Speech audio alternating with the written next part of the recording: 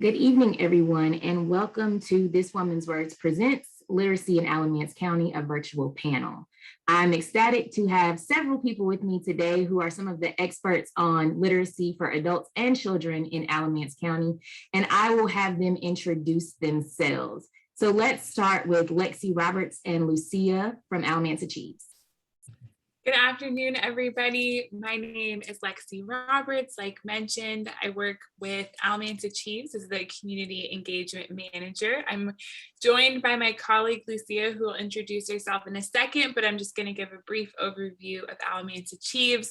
We're a community-driven equity, education equity initiative. We take a collective impact approach, so bringing together all the folks in our community to think about how we can ensure equitable outcomes for all of our kiddos across the Alamance County community. And so we think about education from cradle to career. So thinking about being born a healthy baby, healthy mama, all the way to having a job with a living wage. And so we're really just thinking about how we create opportunities and educational avenues for kiddos and families to be engaged. And we like to use data to highlight opportunities, evidence-based research to support our partners, and really thinking about how we align community resources for things like kindergarten readiness, academic achievement, graduation rates, career success. So excited to be here for the conversation, and I'll let my colleague Lucia introduce her role.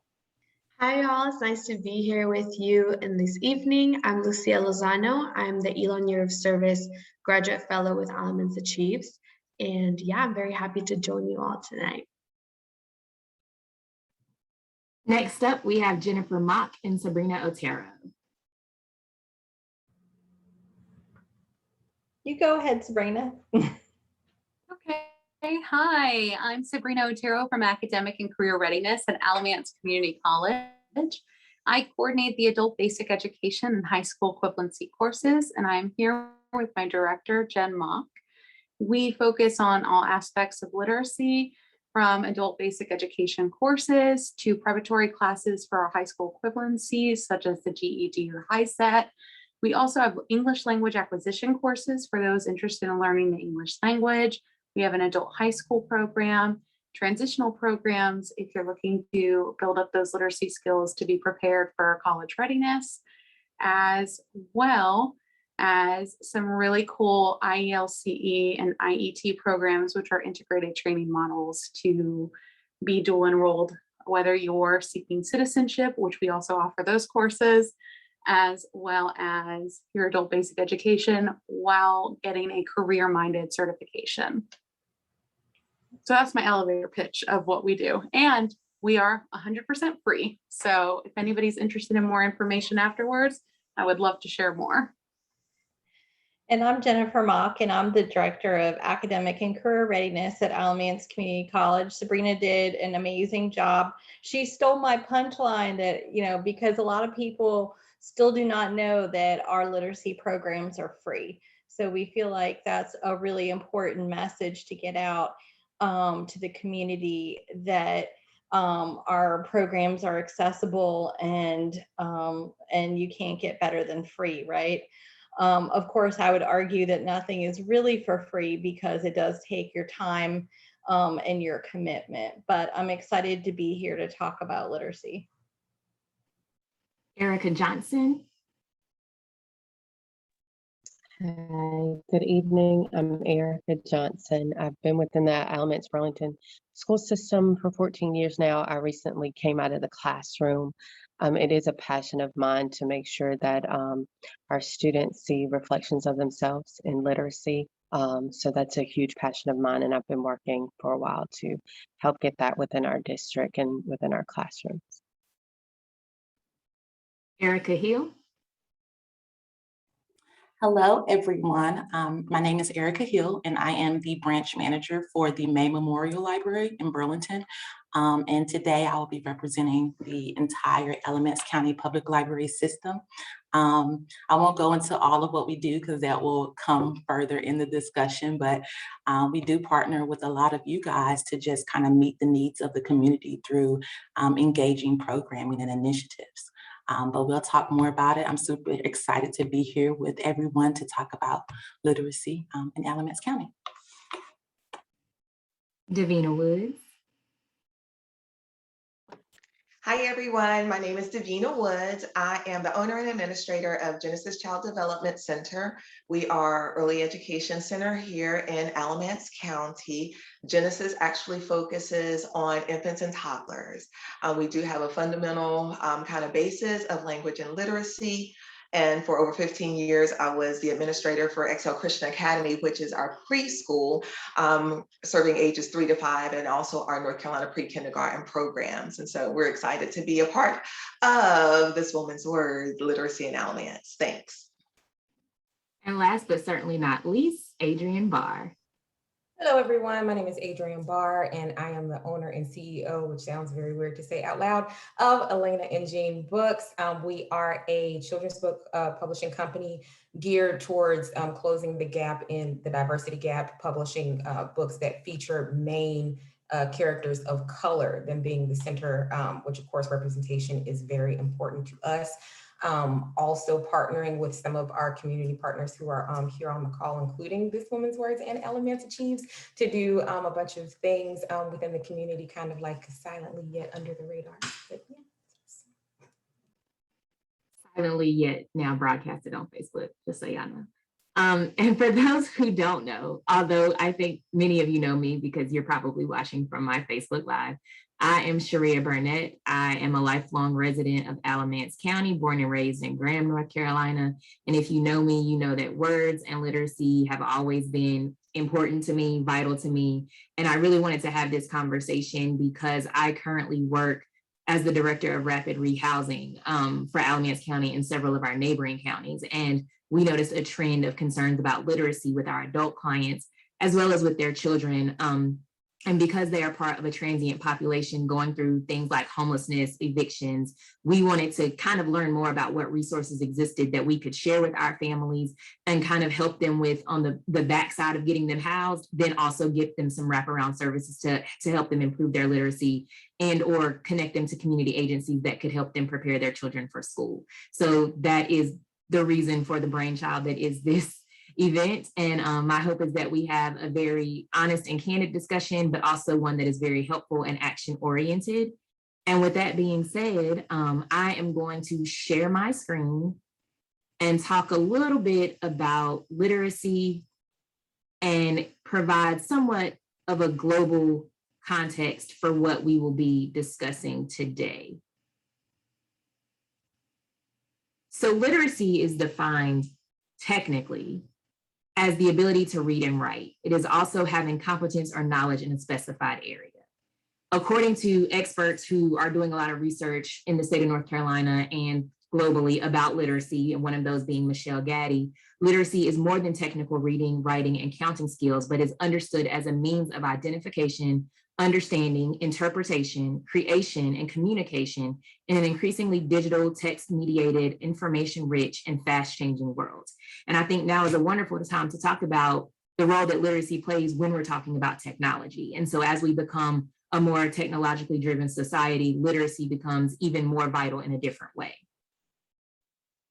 So as of September 3rd, globally, there are an estimated 773 million children and adults with low or no literacy. As a result of the COVID-19 pandemic, UNESCO estimates that there are 1.6 billion learners affected by school closures, with the average child having lost over a year of learning. Nationally, more than 43 million adults cannot read, write, or do basic math above a 3rd grade level. And in North Carolina, 21.3% of the population have low literacy, putting North Carolina at 35 out of 50 states. And so I bring all of that to your attention with the understanding that we need to understand what's happening globally, nationally, and across the state before we can talk about what's happening in Alamance County. So I'm going to stop sharing my screen, and we are going to get into the questions for this evening. So the first question is, why is literacy important to children and adults? And I will let you all, whoever unmutes first gets to talk first. I'll go ahead. So I get very passionate about this. So I believe that literacy is a human right. It is part of daily living. And so it doesn't matter where you are in the world or, locally, it shows up everywhere, and it impacts your quality of life, your health care, how you can take care of your family, how you can advocate. It's a means to equity in all areas. So to me, there's no other important thing that you can do for a community or society than to address the needs of literacy. So I just wanted to kick that off. I'm sure all of you guys are a great representation of all the good things and all the advocacy that's going on in our community. So I'm just really excited to be here with like-minded people. And to follow up behind Jen, but to also circle back to something you brought up earlier, which is digital literacy. It's so important to have equitable access to digital literacy. So that is something we are exploring to hopefully offer courses in January, specifically towards individuals and the lower level of adult basic education. But currently our classes, we believe it is part of our mission to infuse in every one of our classes, whether it's citizenship, adult basic education, high school equivalency, digital literacy skills, down to computer and mouse. What are these things? How do they function? Up to how do I use an email? And then how does that translate to workplace skills? How do we use these soft skills, or how do we go forward into resume building and cover letters, all of the things that function in our day-to-day lives that we may take for granted if we've had the education and access to those kinds of knowledge that others may have not had in the past. So I think it's so important to echo that and to just put out the resources that we have, that if this is something someone or someone watching this is like, yeah, I really want to know more about that digital literacy. I just believe, just like Jen, and I think everybody in this call, all of literacy, whether it's digital, pen and paper, interpreting information, it is a basic human right. So just echoing those statements, because I think they're powerful. Absolutely, and I'll jump in there. I think the beauty of working in a public library is that we really advocate and push and let people know that people learn and develop in various ways and in different ways. So it's not a one-size-fits-all type thing when it comes to literacy. And that's the beauty of working in the public library, is that we can cater our programs to meet the different populations and the different aspects of what the community needs at a certain time. So just want to throw that in there, that I think sometimes we kind of get into this pattern of thinking that literacy is just reading and writing, and that's the way that you have to learn it. But you could get so creative with this, and you can learn literacy through reading and writing and singing and jumping and, and just in various ways. And that's kind of what we do at the library. We just offer so many different types of programs that help and support literacy initiatives. And just to jump in and piggyback off of Ericka, it's very important, of course, to continue those skills and to do those regularly, because comprehension, a child may be able to read and recite those basic words, but are they understanding what it is that they're reading? And of course, it's just like anything else. The more you do it, the better you get at it, the better you're able to actually understand the content. So that's so important too. And I know I took my daughter to the library all the time just to really focus on comprehension, because a lot of children do struggle with comprehension, and adults as well. Well, piggybacking off of Adrienne, just speaking of children, indeed, just from our early ed perspective, we, especially here during the pandemic, as we are lobbying for our profession, we are constantly telling, especially the legislators, that brains are not born, they are built. And so it is through those kind of interactions and with those caregivers and adults that the children are building those brains and those connections that are going to be essential for them to be successful later in life. And so when it comes to literacy is important for children, because essentially it is the foundation for all other learning. It's the building block and that fundamental component that really sets the tone and the pace for future learning and development. And so literacy, regardless of what form it takes, is absolutely essential, especially in the early years, in order to set them on a good pace and put them in a good frame so that they can continue to develop later on in life. Yeah, like I feel like we're going to be piggybacking the whole conversation, so I'll spare folks from even saying that. But I think what we're already beginning to speak to is the depth and breadth at which understanding literacy takes, and like how much it can really impact the community, because people do traditionally think, oh, it's just reading and writing. But what Adrienne and Davina are saying is not only does it take a village to help cultivate the early learning and literacy supports all the way from our early learners to our adults, but also just how much we've grown to know about how much more it is than just reading and writing, and how many more domains we know and facets of, of understanding what it takes to support the literacy and the comprehension of a learner, regardless of their age or where they're coming from. And to the point, I cannot emphasize enough how predictive that outcome is for somebody to face across systems. That an adult learner all the way to a young child's ability to read and comprehend will predict not only their family's well-being, but also their outcomes across our education system, our healthcare system, our criminal justice system. So knowing that it has that weight, it really provides an opportunity for us as a community to kind of share understanding of literacy and what it takes to support our learners across the spectrum. And you were stating that some of the statistics, and most of us know that the third grade reading level is so critical, and that fourth grade level is what is used to predict beds in prisons and those kinds of things, which always has been disturbing to me. And that 70% of those that are incarcerated struggle with illiteracy. And so we see, and we could just talk on that all night long.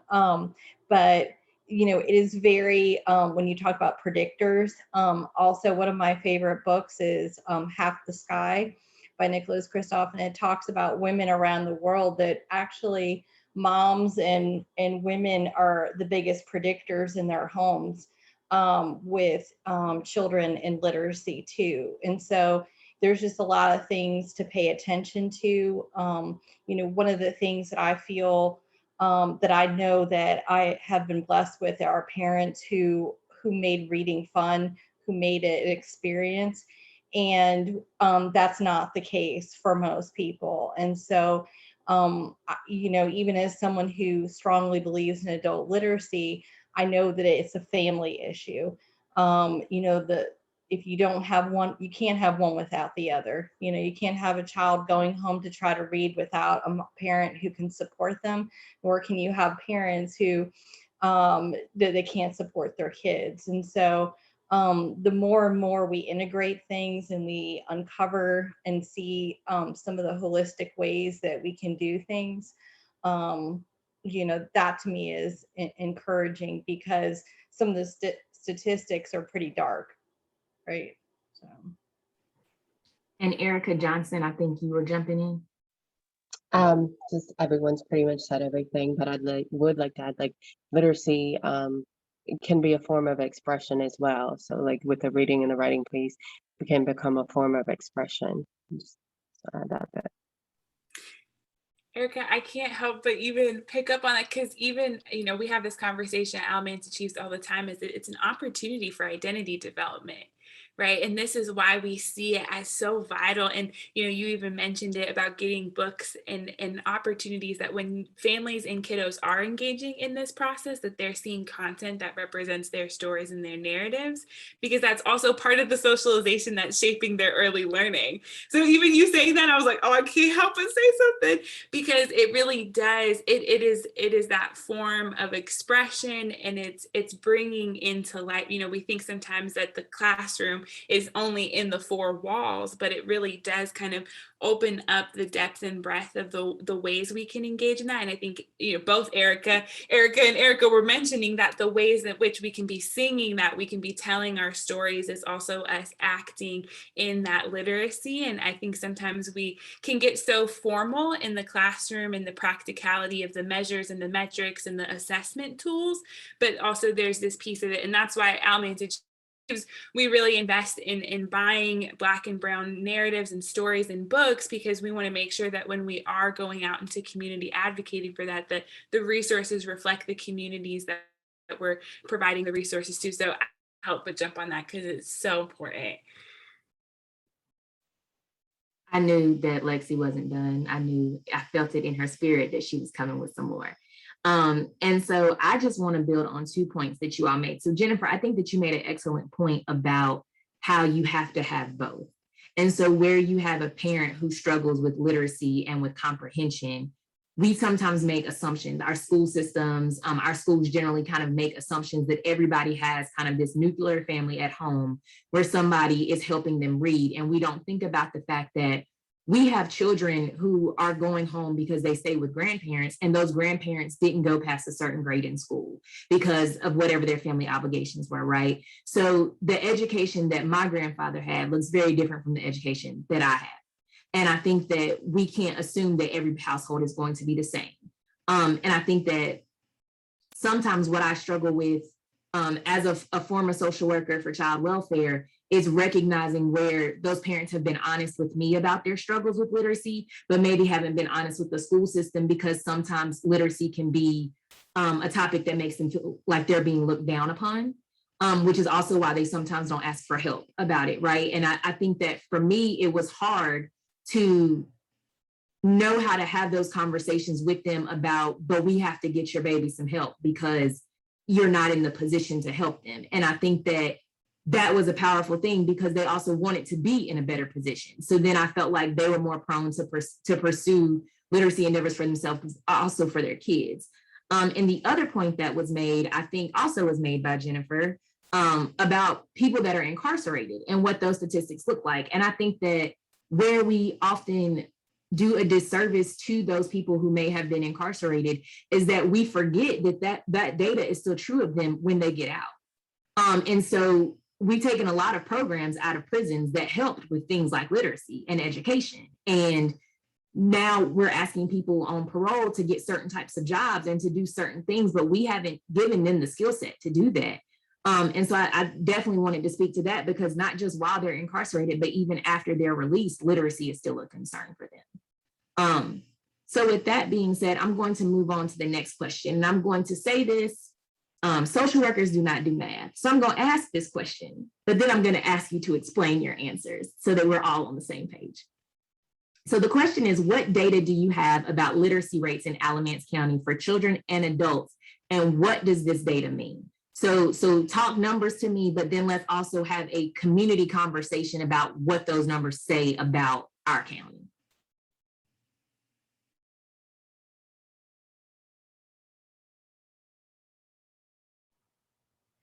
Well, I have some, but I didn't want to dominate the conversation or anything. I had pulled some statistics from the assessment that has been done in Alamance County, the community health assessment. And I know it's being updated as we speak. And it talks about like 18% of Alamance County and 23% people of color in particular do not have a high school diploma. But of course, we know it's so much deeper than that, right? Because we know that there's different levels of literacy, or you can have a high school diploma.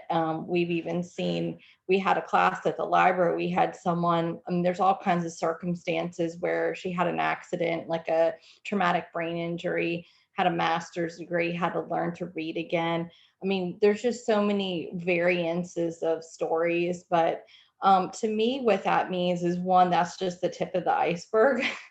And it means that we, once again, have generations of illiteracy. So what it really starts to uncover some of the generational poverty that's harder to break, and it represents a pretty significant part of our population.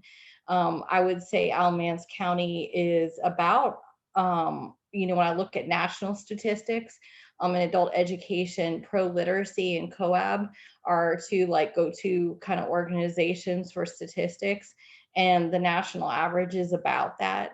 So we know that a lot of people struggle, and it's no different in Alamance County. I still get people who say, oh no, we don't have that issue. That's just not an issue for us. And I'm like, really? So, but again, it is, all the different stories that are reflected. It's an English language learner. 80% of people who have learning disabilities struggle with learning to, not only learning to read, but reading. And so that's Sabrina in particular coordinates a program that we have at Alamance Community College. It's comprised of that population. So sometimes these populations get forgotten, and that they're just wide areas. So some of these statistics, I guess, in essence, to sum it up, have a face and a story. And there are people that we're engaging every day in our everyday walks of life throughout our jobs and communities.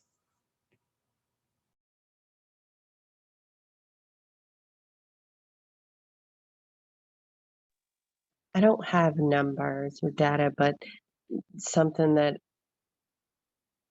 often concerns me is when it comes to, like you were saying, the standardized testing before, a lot of it to me is vocabulary and exposure. So what is that based on, right? The have and the have nots to me. So is that really, is that data skewed? If it was, if it wasn't just about the vocabulary, or if it was something that I was exposed to, or someone more of color. And also, like, would the kid be more interested if they had that literacy that reflected them, right? So would they be more interested in reading? So is it about the material? So if the testing was different, if the exposure was different, if it was something they were actually interested in, and if it was a reflection of them, would they be more engaged in that literacy? And also on a younger level, before they begin to read on their own, if it was, again, the teacher was reading something that was a reflection of them, would they be more engaged? So I feel like the data isn't accurate, right?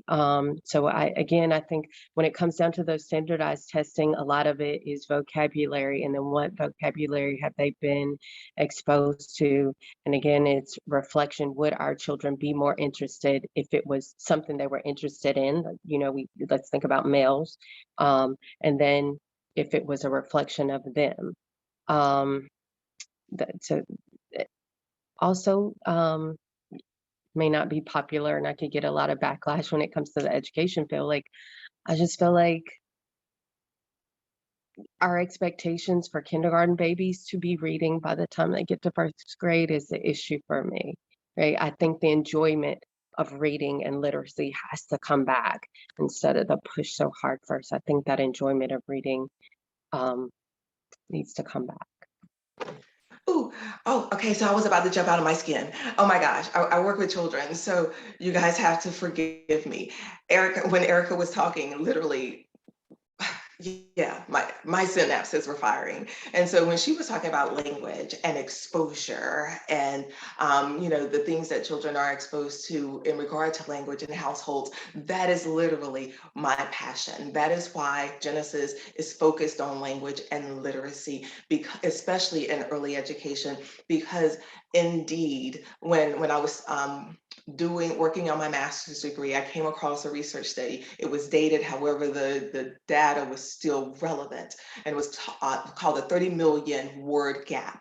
And essentially what the research study said was that in the first 2,000 days, children that live in poverty, from marginalized communities, and my Black and brown babies literally hear 30 million fewer words than their more affluent counterparts, the ones on the other side of the track. 30 million fewer words. And those words were essentially a result of the households that they were living in. And so between 86 and 98% of the words that children use in those first 2,000 days are literally derived from their parents' vocabularies.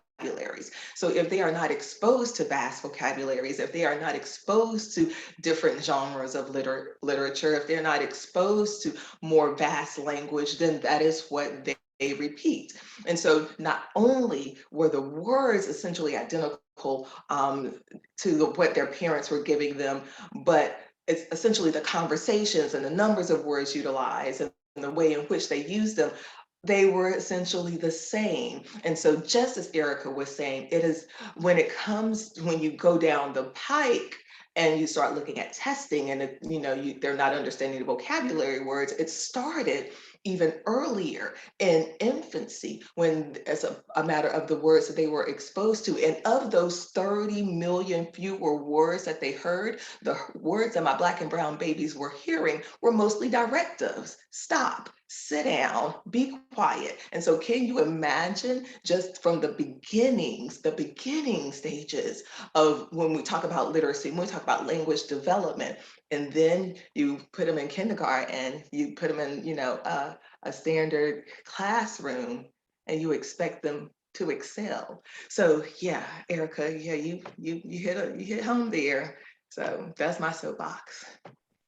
I also feel like the dynamic of the classrooms has changed where, back in my day, I know my formative years were not within the Alamance school system. I'm an Army brat, so that happened on base. So I'm aware and understanding that education is different. But I know that, on base, the teacher is geared to all different types of learners, right? So my child is fidgety like I am. So I'm a kinetic learner. So I have to be doing something, I'm paying attention. But, I think of when I was a kid, I didn't get chastised in class for that as long as they were aware that I was listening. But, this generation, they definitely do. So, I don't think that the classroom in certain regards is appealing to all different types of learners. Especially when they're coming into the kindergarten setting where, maybe they don't get to sit still because they've had all this freedom. So I think that's definitely one thing. And I've noticed a decline in vocabulary, like Davina and Ericka were saying. I know when I was a kid, I always went home with a vocabulary list of stuff that I had to absolutely learn all these words to get ready for a test on, that Friday.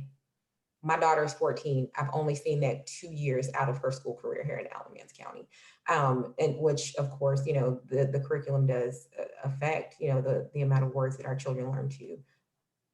And I just wanted to interject to make a point about how we label those children that Ericka and Davina were talking about who don't meet those expectations and how those labels affect them and their thought process around learning going forward.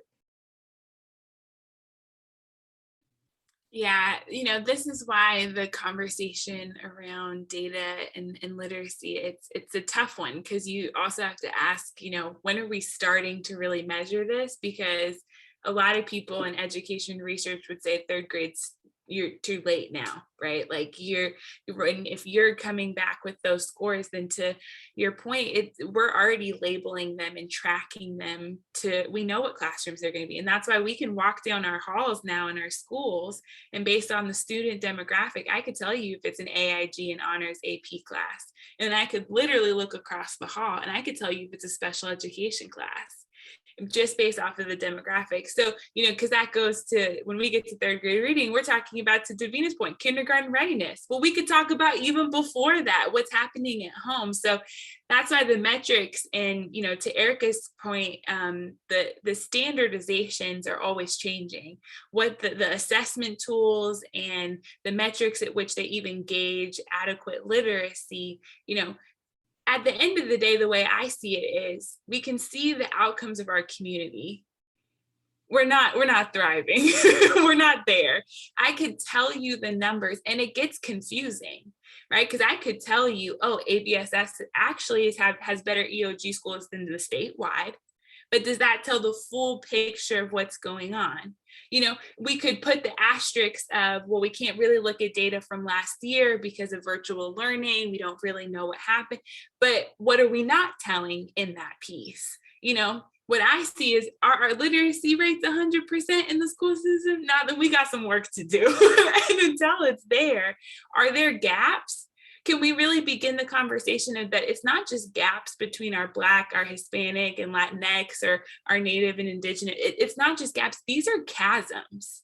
A gap, you go to the dentist, they could fix a gap in your teeth. We are talking about canyons of inequities.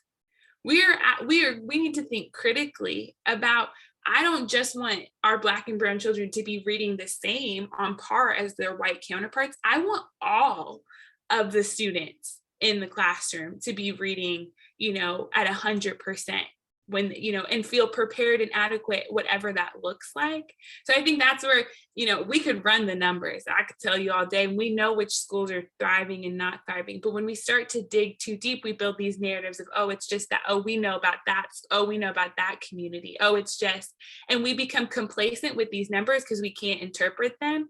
But what we're really saying is that our students are not really thriving the way that they should be in the outcomes that we're seeing. And we're seeing that because you can have Alamance-Achieves over here, early education advocates, and Jennifer and her team over here seeing the same story play out on two sides of the spectrum.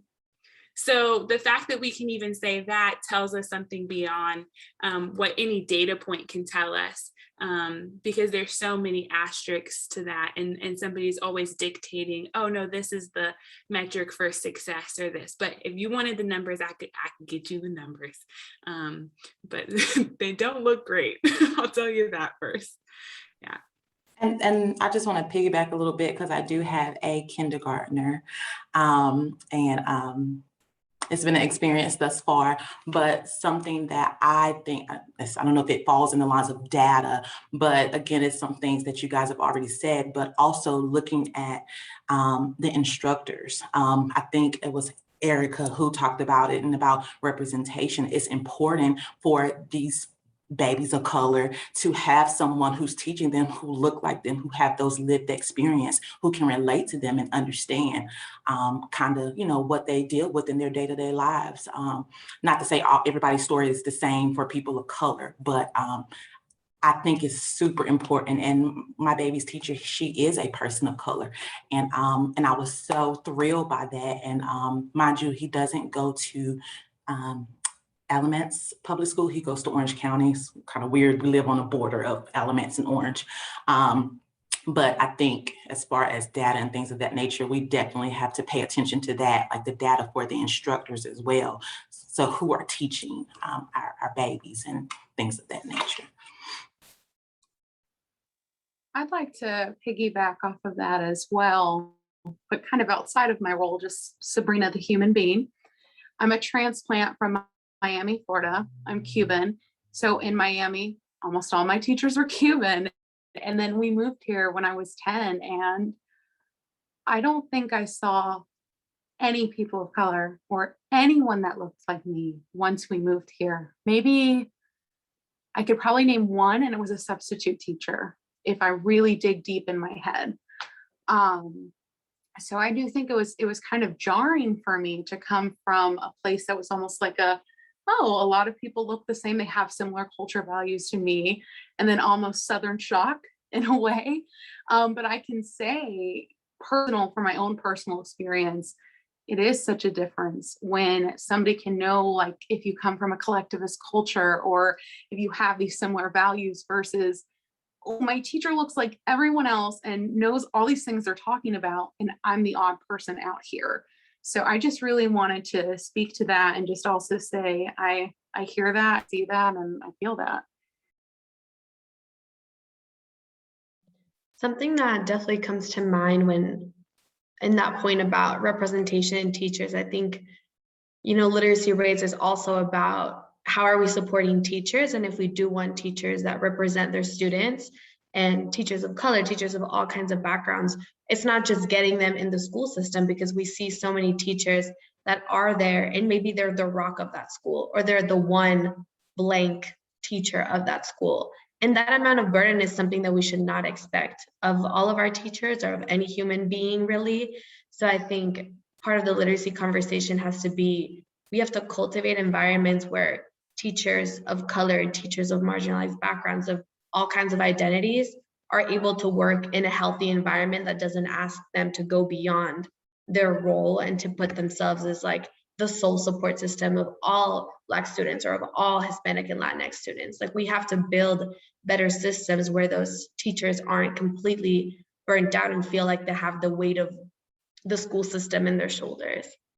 So I wanted to put that out there also.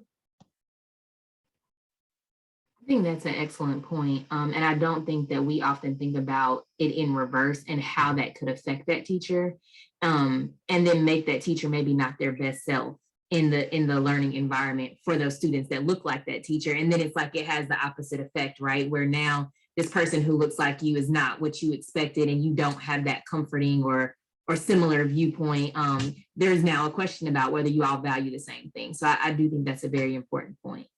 So now, you know, several of you have gotten passionate. I think Lexy spearheaded it because Lexy often does. But I want to talk about what work you are doing around literacy. And I'm going to lead off with this by saying that for those of you watching on Facebook Live, you all are familiar with the fact that there was a little virtual reading series that was taking place from, you know, February to July, and maybe it was on my Facebook, and maybe you saw my face with a bunch of authors of color reading their books to children every Saturday. And so a lot of the people on this screen were co-sponsors of that event. So Lexy, Lucia, Davina, Adrienne, Ericka, and I are both members of Burnett Chapel Christian Church. Burnett Chapel was a co-sponsor. So in that regard, that is one thing that several people on the screen are doing. But now I want to have each of you talk about what you're doing around literacy. And I'm going to ask Ericka Hill to go last because she's already told us that it's going to be a list. So we're going to save her for last.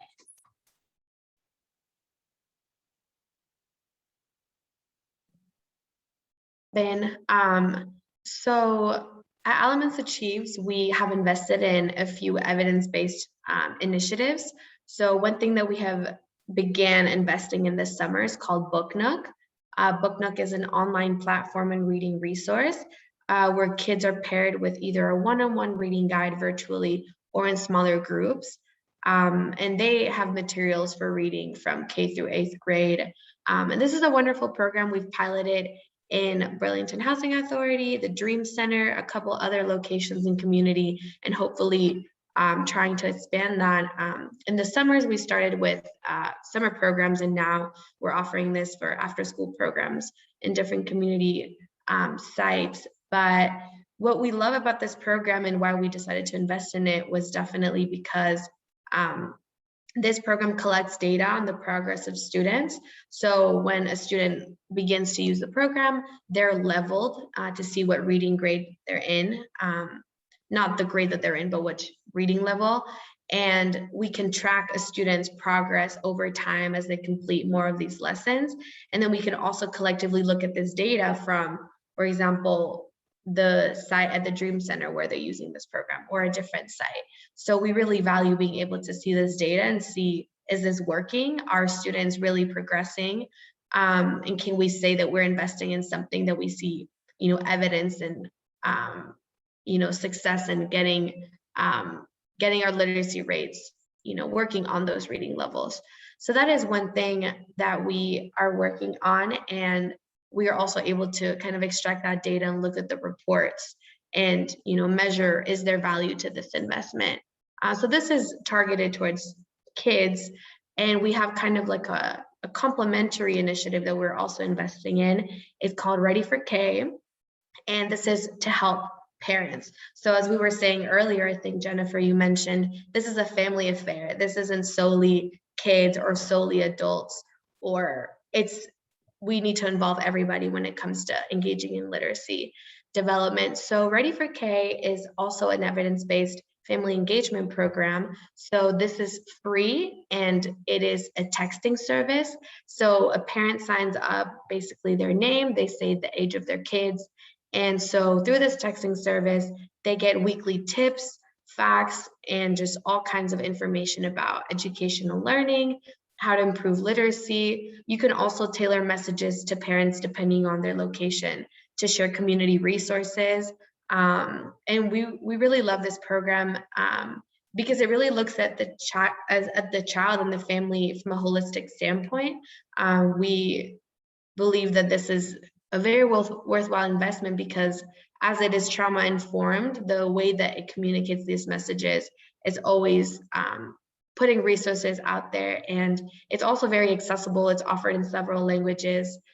So again, we're not leaving behind our parents and our families that, you know, their primary language might not be English. And Ready for K as well, we can collect the data of our parents engaging, and it really tells us a lot if we, you know, have enrollment of parents and they haven't opted out of the texting service. That tells us something. It's being used, so it has some value. So I think with both of these programs, we really look at targeting the whole family, so improving children literacy, and then also better equipping our parents and our caretakers to know how to support that too, and to feel like they can be a support, and they're not lost, and they're not.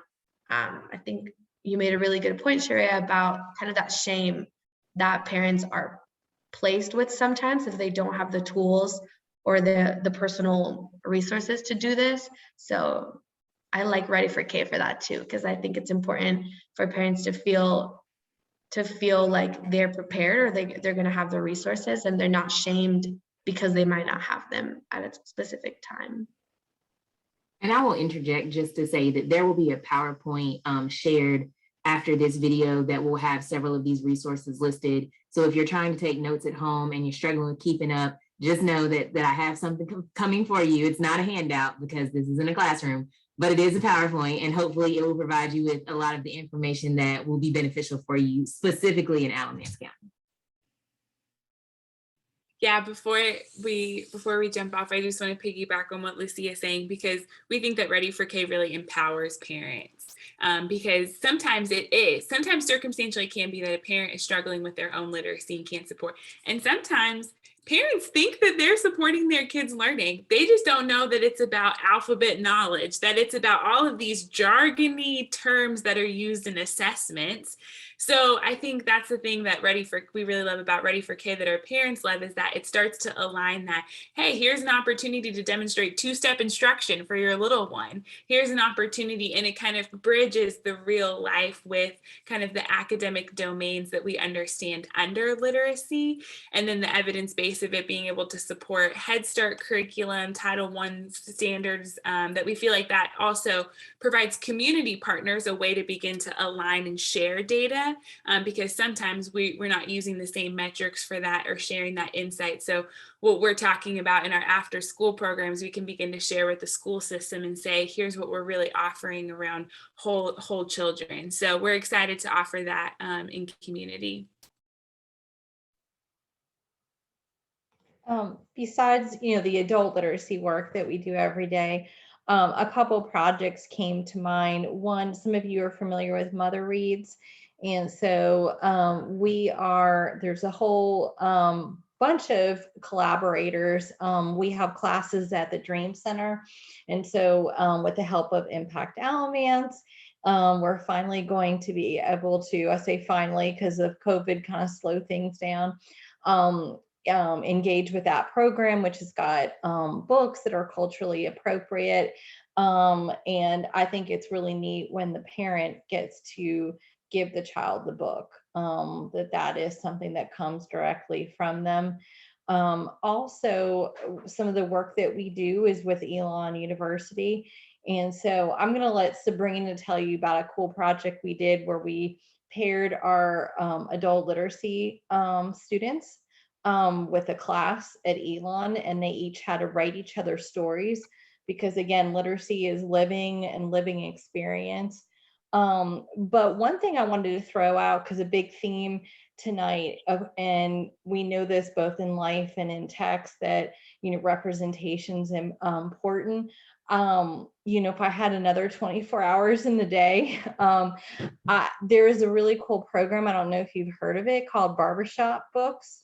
And I just think that would be the most amazing thing. So specifically it targets Black males, but they have, I mean, if you go on and just do a quick Google search, but you know, I do think that literacy and encountering literacy in the community is such a big part of, you know, daily life and being accessible. And I think, you know, we've kind of started the conversation where kind of just the stress that kids are under to try to learn to read, but we've forgotten the love of reading, the bonding of reading, the experience of reading, the fun, you know.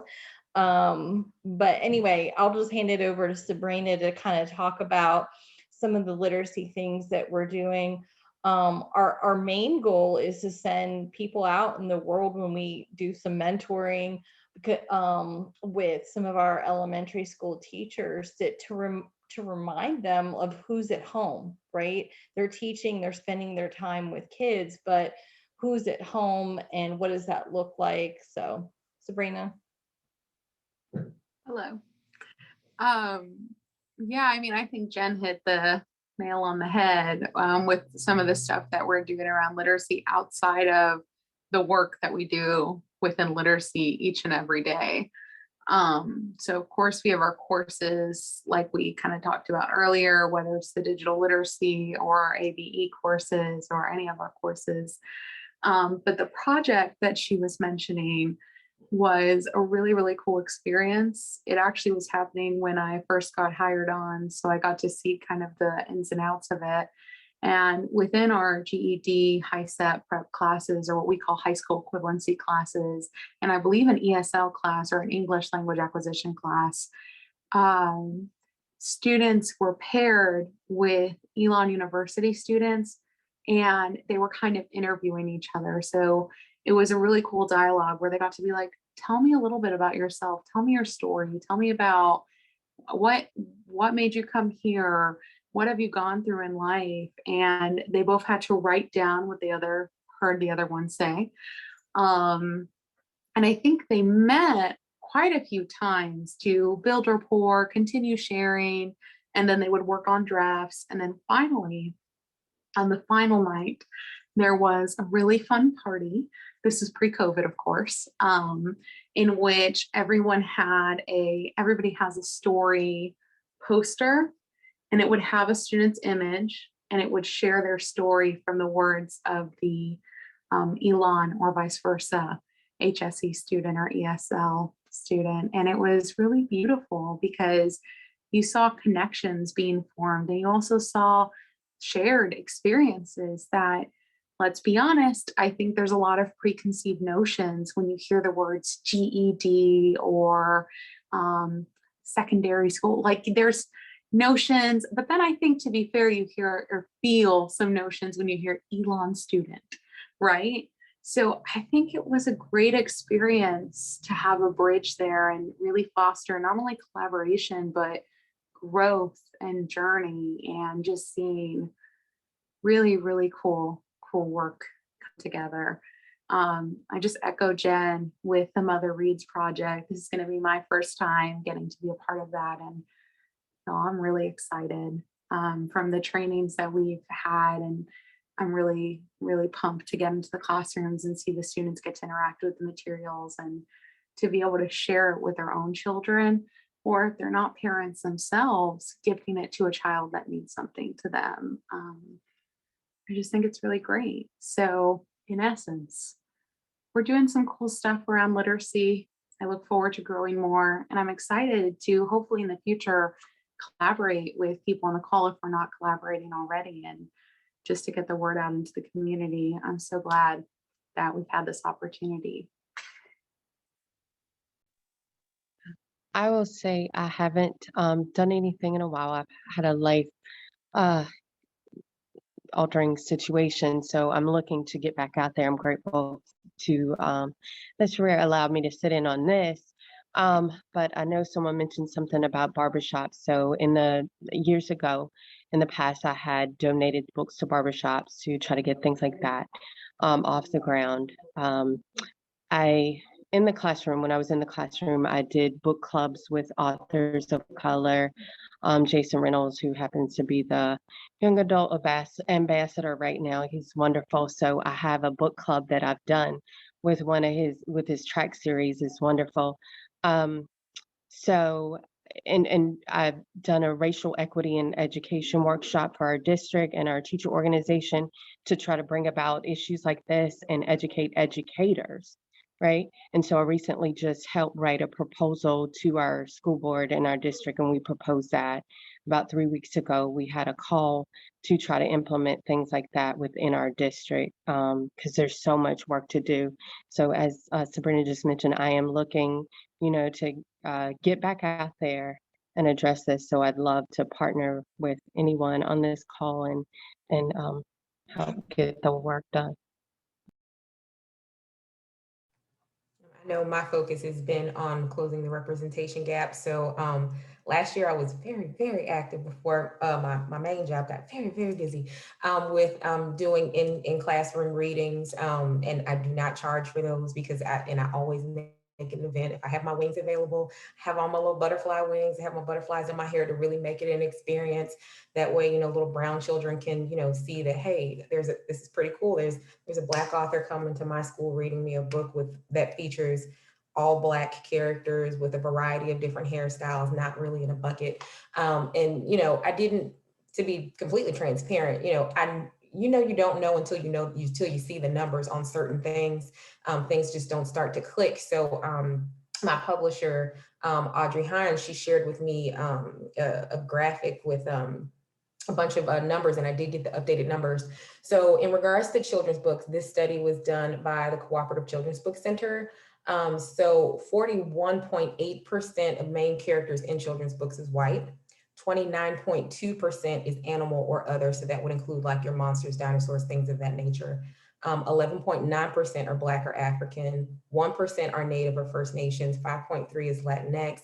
8.7% is Asian or Asian American, and 0.05% is Pacific Islander. So when you really start thinking about representation and you really start putting those pieces together, how important is it for a child to be able to see themselves reflected somewhere in the book as a main character, showing that they can overcome something, right? So that's been, my company's main focus of just closing those gaps. I've been partnering, again, silently, no names given, with some other authors who are going to be coming out with books next year, I believe is their goal date, just to mentor them through the process so they can get their book babies off the ground. Again, I do a lot of stuff for free. And then I'm also cultivating a writers group to get more writers of color to be more consistent with their writing. Because that's important too. We have to be able to produce, pushing more opportunities into their ball court. That way they can be ready for those events of exposure. So as I think Lucia had mentioned, and Ericka had mentioned as well, for us at Genesis, we are really focusing on educating the educators. And as a language and literacy center, we are utilizing a program called Ellena. And Ellena is an early talk program. It's building brains through early talk. And so with Ellena, it allows us the opportunity to essentially assess our program and our environment and to ensure that we are indeed doing what it is that we are wanting and wishing that we want to do. And so, there's the research says that essentially 1 in 5 children, I do believe, spend their days in language isolation. And as I had mentioned earlier, because almost 95% of children's language is derived from parents and caregivers, then you couple that with the fact that quite a few children spend the vast majority of their waking hours in early education programs. So indeed, it's those teachers and caregivers whose language that they are are mimicking, that they are following. And so utilizing Lena allows us the opportunity to ensure that we are not only producing a language-rich environment, but we are doing more than simply talking to the children, but allowing for open space for what is referred to as conversational turns. And essentially it's to just serve and return, so that children can learn the art of language, because it is through language that words are built, and through words that, sentences are built, and through sentences, that stories are told, and through stories that literacy is developed. And so just utilizing that program, which has talk pedometers to allow, essentially it's a pedometer that gauges how many conversational turns, how many back and forth occurs throughout the day. And we get that assessment and that research and that data. And over a 12-week period, we are able to assess and better ourselves and ensure that children who are not meeting their goals, that we are engaging with them even more and creating even more stimulating environments. And so utilizing Lena has afforded us the opportunity to better not only ourselves and our program, but ensure a strong foundation for our students. All right, absolutely. So as you guys know, I am representing a whole library system. So I'm going to try to just touch on the major ones. So forgive me if I don't hit on everything, but everything that we offer, you can always find it at our website, alamancelibraries.org. Main thing that I really want to talk about is our mobile library. That's new. It's set to have a soft launch early October. And basically with the mobile library, this gives us the opportunity to get into communities that aren't able to get to us. This is a way for us to go into underserved communities and have those kids and those families to come in and be able to check out materials and, basically learn how a library operates.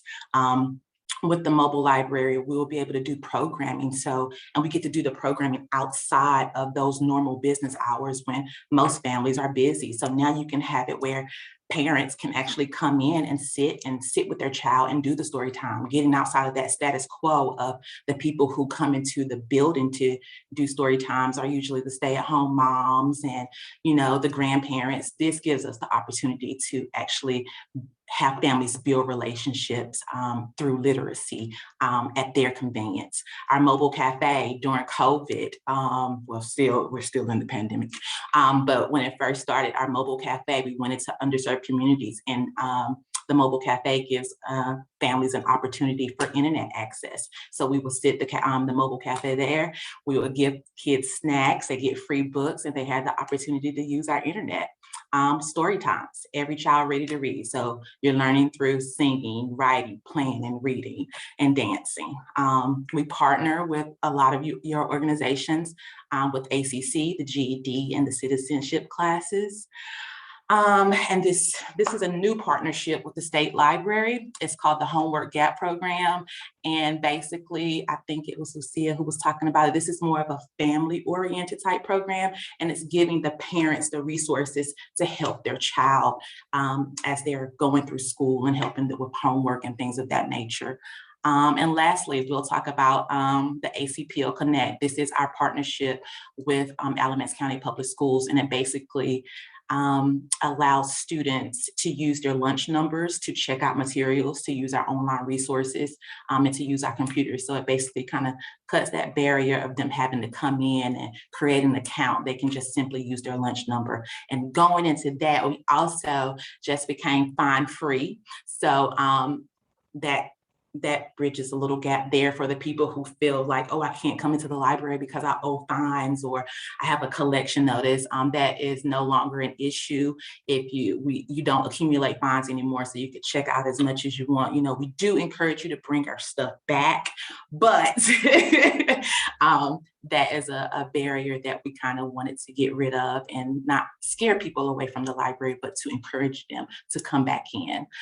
So those are a little bit of what we do. It's a lot more to it, but again, all of the services that we offer, you can find it on the Alamance County Public Library's website. Ericka, you did good. Did you take a breath? Woo, no, I was trying to get it in there, so I won't take it too much time.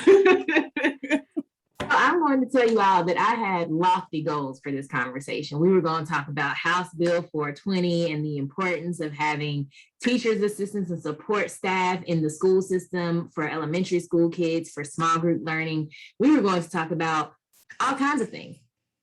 But I also realized that it is 7:36 and at least 2 of the people on the screen have somewhere else to be by 8 o'clock. So with that being said, I'm going to ask one last question. And so the question that I'm going to ask is, how can we do more to address literacy concerns in Alamance County? And while I'm giving our speakers the chance to think on that, I want to give a shout out to 3 different programs that are taking place in Alamance County around literacy. So first, as I mentioned before, we had a virtual reading series featuring Black and Brown authors and community readers who read books by Black and Brown authors. And so I want to give a shout out to the Greater Alamance Women's Club for purchasing many of the books on that reading list and leaving them in various spaces throughout Alamance County with a sticker that says, "I'm not lost, you found me, I'm yours." So I want to thank you all for buying the books off the list, because you recognize that they would not be sold in most bookstores in Alamance County. And I want to thank you for having the creative vision to put these books places where children would just stumble upon them, because I think that then becomes an exciting thing about reading, as opposed to being forced to go into class and pull a book off the shelf and all that. So shout out to them. I wanted to give a shout out to the Burlington Junior Women's Club for the work they're doing around collecting books, also off that reading list from the virtual reading series, to stock little free libraries.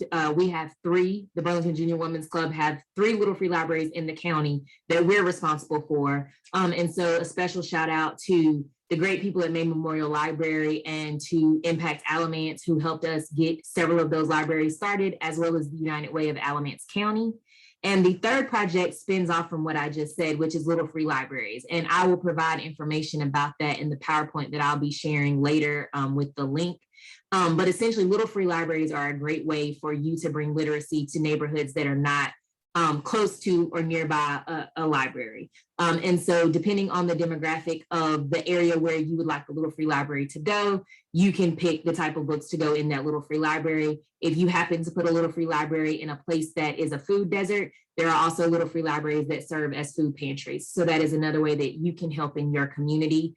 And with that being said, I am going to start with the first letter in the alphabet and ask Adrian Barr how we can do more about literacy in Alamance County. I blame my mama. Anyway, I would, from a community perspective, especially being in the Bible Belt of the South, I would definitely love to see churches get more involved in their community in that way, not just with inside their church, but within the community, the surroundings of their church. To address literacy head on, I think of how you have, older people, in my mind, older people in my life who I know for sure can't read, but, they do have a Bible in their hand when they go to church, and it's a shame you're praising the Lord, but you can't read the text that, you're covering for that topic on Sunday. And I think that that's something that, may get missed in regards to that age demographic. And, much like the rest of this discussion went, of course, not catching the children who are within your church or organization who are unable to read, or maybe they can read, but they struggle with that comprehension, but then also the community that you should be serving around your church. And I'll stop there. Davina Woods. So I think that a great place to begin with, just to expand our definition of literacy.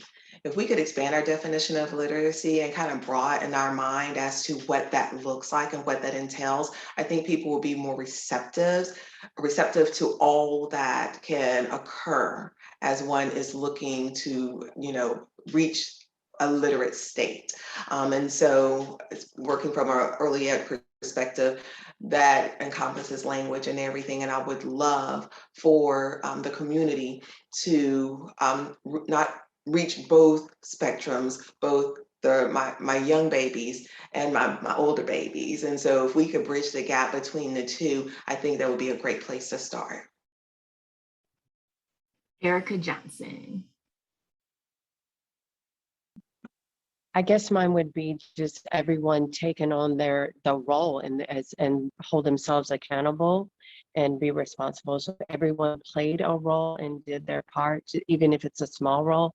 I think it make all the difference, and realize the importance of literacy. So if everyone took on their responsibility and held themselves accountable to do their. Ericka Hill. All right, there is so much I want to say about this, but I'm gonna keep it cute and short. This was one of my favorite questions. I think it's important what we're doing right now. Having the various organizations connect and figure out what we're each doing and bringing that together where everyone can see that collectively, where they're not kind of scrambling to figure out what organization is doing this and what organization is focusing on this, digital literacy and, all the different forms of literacy, just bringing all of that together and us continuing to connect and build the relationships that we have and building partnerships. I think that is a good start of how we can tackle the county as a whole. Sometimes I think we kind of get caught in our own little worlds and our own little organizations that we sometimes forget to talk to one another. And Lexy, she was like, we gotta link. I'm like, yes, we need to link because we can start brainstorming and throwing different things out there and just, coming together to figure out how we can have a stronger impact. I hope that makes sense. And I'll leave it there. Well said. Jennifer? Well, I think this is great, and not only as a start, but as a continuing conversation, like you said. Way back when, as part of the United Way, there was a resource guide started that are just all literacy type components, and that might be something that we can do. But I think it's both supporting the formal literacy initiatives and then kind of the informal, right? There's also within our community story walks, if you're familiar with those, in some of the parks, which is pretty cool. I mean, I enjoy them even as an adult. And so I just think, just the creativity that can come from our community. But I think churches, doctors' offices, I always get very sad when I think about people going to the doctors and whether it's a language or not being able to read. Literacy makes a big difference when you're taking prescriptions, right? It could be life or death. And we've seen some stories in our program because of that. So, there's some serious things, but it's just engaging the whole community. I'm sure a piece around this is funding, of course, like you're talking about being able to encounter all of these, whether they're books or story walks or different resources. But just keeping the light, the awareness, breaking stereotypes, and having a go-to place, for all the different stages in life.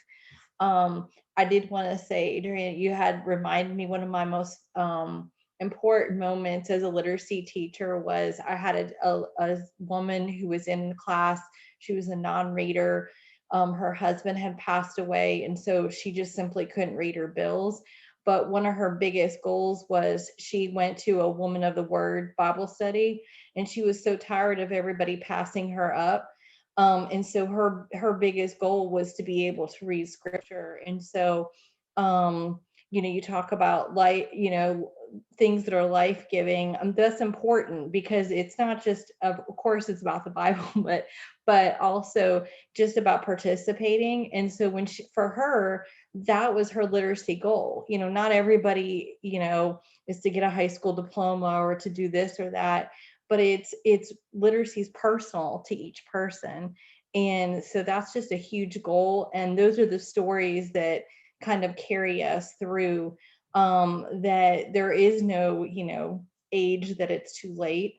And that it can, that different people can reach their goals. And even in formal settings like ours, it all comes back to what the person wants to do and what their goal is. So I guess my long answer is both informal and formal literacy programs in the community. Lexy Roberts. Luckily, Lucy and I's names both start with L, so that works out. And Adrian, that is why I go by Lexy, not Alexis. So it's strategic, okay? I ain't trying to be the first, okay? No, I'll be concise because really what everybody's already said. We need to develop a shared understanding of literacy across this county. We need to empower and make sure that that literacy meets everybody where they're at. We need to create a grid of resources that's aligned and centering from an asset base, empowering parents so that no matter where you're at in this county, you can plug in to receive whatever you need, whatever that looks like for you. And this is about getting at the root cause. It's great what we're doing and how many parents and students and kiddos we reach, but we really need to think about what even created and got us in this place in the first place. Otherwise, we're going to be doing these programs for the rest of our lives. And is that really, again, what we vision for our community thriving? So also with that framework, adopting to really begin to ask our questions about the root cause of why we're even swimming with these outcomes that we are, and how do we do both and. So that's it. Oh, that's it? Okay, that's it. Lucia. Echoing that idea about getting to the root causes, I think I do want to highlight that I think addressing literacy concerns also involves interrogating the layers of the systems that create these outcomes, and also create kind of like the idea of some people are more expendable or more disposable than others. Sheree, you mentioned recently incarcerated people that they leave the carceral system with the same outcomes. Really, nothing has changed. So I think I also want to interrogate literacy outside of the school system and thinking about, how are those that are most disenfranchised, like how are we caring about their literacy as their human right, and like how they're just as deserving, they're not disposable, they just have been marginalized, and how we can address those gaps that are even just more layered under other of the systems that are involved outside of education. Sabrina. Man, it's hard to follow everyone because I really think that everybody's brought up some really great stuff. But to echo Lucia, I totally hear that because I feel like that's kind of where our program plays a role in connecting not only with the justice involved, but with all adults that are seeking to increase their literacy, or whether they have that goal of a high school equivalency, or to learn how to read, or to just strengthen their math and their reading, and the other programs, but I won't go all into that list. I think the only thing I would add is that I think a lot of people, and I don't want to generalize to everybody in the world, but sometimes we hear these really sobering facts and we feel sad or mad, and we get stuck in these emotions because it's outrageous sometimes to look at these societal things that put us in these positions. But I challenge anybody listening to this call to funnel that anger into a ball and let that ball bring you to action and purpose, whether that looks like directly getting involved with these organizations. And when you see something on Facebook or you see something like a flyer, don't just think, that doesn't apply to me. But in actuality, it could apply to your friend, your mom, your cousin, or your friendly neighborhood Spider-Man. You never know. So in reality, it is so important to share that information, to get it out into your communities, because you may think that everyone at your church is really great with their literacy skills, but that might be the person that needs it the most. or within your local library, or within wherever your organizations or wherever your life brings you, even your coffee shop. So I encourage everybody, and I hope to empower everyone to know we are in the driver's seat and can continue to share. We can continue to love on our neighbors, and we can make the choice to take some action. So I'll leave it at that. I love how y'all say these profound things and say, oh, just that, I'll just leave it at that. Like you didn't say anything profound. So I want to thank everybody that participated in this panel. I know that you all were probably very confused by this community member contacting you about having this panel on literacy, but I just greatly appreciate you all responding and joining and being here today. I want to thank you for your words. I want to thank you for the insight that you provided, the work that you're doing, and the resources that you're providing during the course of this call. So as I close us out, I want to remind everyone that September is National Literacy Month. And I want us to think about what Jennifer said at the beginning of the call about how each story about someone with a literacy struggle is in fact an individual story. So we heard about people with traumatic brain injuries. We heard about people who had language barriers. We heard about generational poverty. And then we heard about people who maybe just didn't have the best educational experience for one reason or another. So literacy has a face. And I think that we have to be more mindful of how many faces we are seeing where literacy is a concern, both for adults and for children. And we have to take action to see what we can do about it. So I want to remind you all that historically, literacy has always been equivalent to freedom. And I think that we should remember that as we press forward. For communities of color, it was a great value to learn how to read. Your freedom was contingent on so many things that pertain to literacy. And as we look at this broader definition of literacy that so many of our panelists have discussed, I want us to consider that it's still freedom, right? So it's the freedom to make your decisions. It's the freedom to achieve your goals, even if that goal is to learn how to read scripture, right? It's the freedom to protect yourself in a lease agreement, a contract, anything like that. That is literacy, right? How to use the computer. That's something that you might need some protection around when you get on the computer, right? It's the freedom of thought, and it's also the freedom of expression. And I want us to consider that as we hear these stories and how, as we look for places to help and ways to help, that there in all of this is the underlying sense of freedom. And so you yourself have taken responsibility for your freedom. How can you then turn the page and help someone else take responsibility for theirs? And with that, I will thank you all for watching, and I want everyone to have a wonderful night. Goodbye.